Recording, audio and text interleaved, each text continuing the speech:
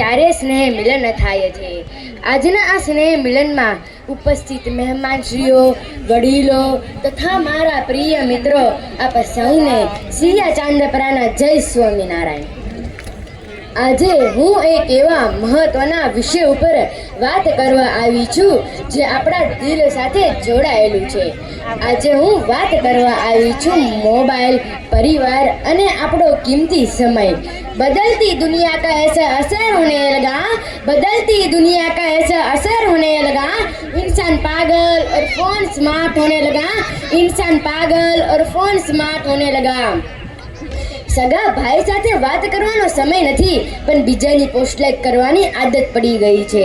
ઘરના ખૂણે બેસીને આખું જગત નિહાળે છે, પણ બાજુમાં બેઠેલા મા બાપની આંખોમાં રહેલું દુઃખ તો આપણે જોવાનું ભૂલી જ ગયા છીએ।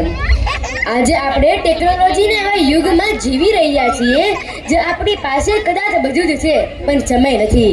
આપણી પાસે 5GB સ્પીડનો ઇન્ટરનેટ છે, પણ મનમાં રહેલા વિચારોની સ્પીડ પકડવા વાળું કોઈ નથી। આજે મોબાઈલ આપણી જરૂરિયાત નહીં, પણ આપણી નબળાઈ બની ગઈ છે। આજે મારે તમને એક વાત કહેવી છે। એક શાળામાં એક શિક્ષકે બધા વિદ્યાર્થીઓને નિબંધ લખવાનું કહ્યું। નિબંધનો વિષય હોય છે માં। બધા વિદ્યાર્થી ખૂબ જ સરસ નિબંધ લખે છે, અને એક વિદ્યાર્થી એવું લખે છે, એ મારે તમને કહેવું છે। હે ઈશ્વર, તું મને આવતા જન્મમાં મનુષ્યનો જ અવતાર આપવાનો તો મને ના આપતો। મારે મોબાઈલ બનવું છે, કારણ કે મારી મમ્મી મને પાસે રાખે એના કરતાં તો વધારે એના મોબાઈલને પાસે રાખે છે। જો તું મને મનુષ્યનો જ અવતાર આપવાનો હો તો મને એક એવી મમ્મી દેજે જે મારી સાથે રમે, મારી સાથે વાતો કરે, એવી ઓફલાઈન મમ્મી મારે જોઈએ છે। આપણે ફેસબુક પર ફર્સ્ટ ફેમિલીનું સ્ટેટસ તો મૂકીએ છીએ, પણ હકીકતમાં ફેમિલી આપણી લાસ્ટ પ્રાયોરિટી બની ગઈ છે। મોબાઈલની સ્ક્રીન પર આંગળીઓ ઘસતા ઘસતા, મોબાઈલની સ્ક્રીન પર આંગળીઓ ઘસતા ઘસતા જિંદગી ક્યારે ઘસાઈ ગઈ ખબર જ ન પડી। જિંદગી ક્યારે ઘસાઈ ગઈ ખબર જ ન પડી। આજે માતા પિતા તેના બાળકને શાંત કરવા માટે રમકડા નહીં પણ મોબાઈલ આપી દે છે।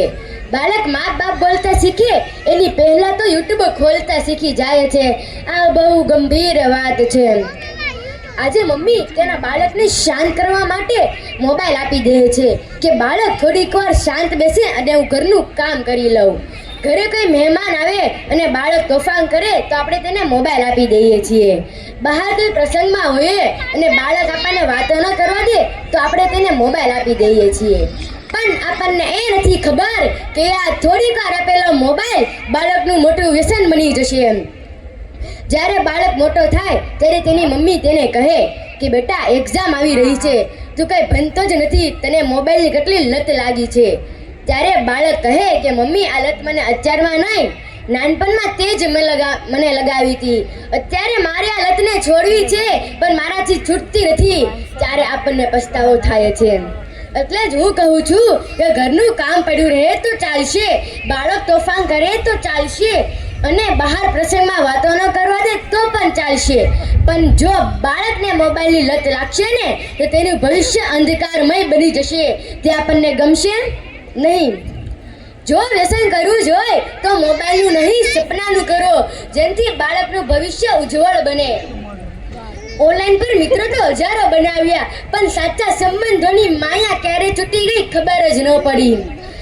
આપણે ઇન્સ્ટાગ્રામ પર હજારના લોકોની રીલ જોવામાં કલાકો બગાડીએ છીએ, પણ જો એ જ સમય ઘરના દાદા દાદીને દવા આપવાની હોય કે તેમની સાથે બેસીને વાતો કરવાની હોય તો આપણને કંટાળો આવે છે। બોલો, દાદા દાદી સાથે વાતો કરવામાં કંટાળો આવે છે ને, અને મોબાઈલ જોવામાં મજા આવે છે ને? યાદ રાખજો, મોબાઈલ આપણને આખી જિંદગી મળશે, પણ ગુમાવેલો પરિવાર અને સમય ક્યારેય પાછો નહીં આવે। મારો વિરોધ મોબાઈલ સામે નથી, પણ એના ખોટા ઉપયોગ સામે છે। એપીજે અબ્દુલ કલામ કહેતા હતા, dream is not that you see by sleeping, it is something that does not let you sleep. સપના એ નથી જે ઊંઘમાં આવે, સપના એ છે જે આપણને ઊંઘવા ના દે। પણ આજકાલના ઘણા લોકો સપના માટે નહીં પણ મોબાઈલ માટે રાત્રે જાગે છે। થોડો સમય પરિવારને આપો, જો સાચું સુખ ત્યાં છુપાવેલું છે જે આપણે ખોઈ રહ્યા છીએ। ચાલો સૌ સાથે મળીને સંકલ્પ લઈએ કે મોબાઈલ ગુલામ નહીં પણ ટેકનોલોજીના માલિક બનીશું. સમય પરિવારને આપશું, મોબાઈલને નહીં. Thank you to listen my speech. જય હિન્દ, જય ભારત.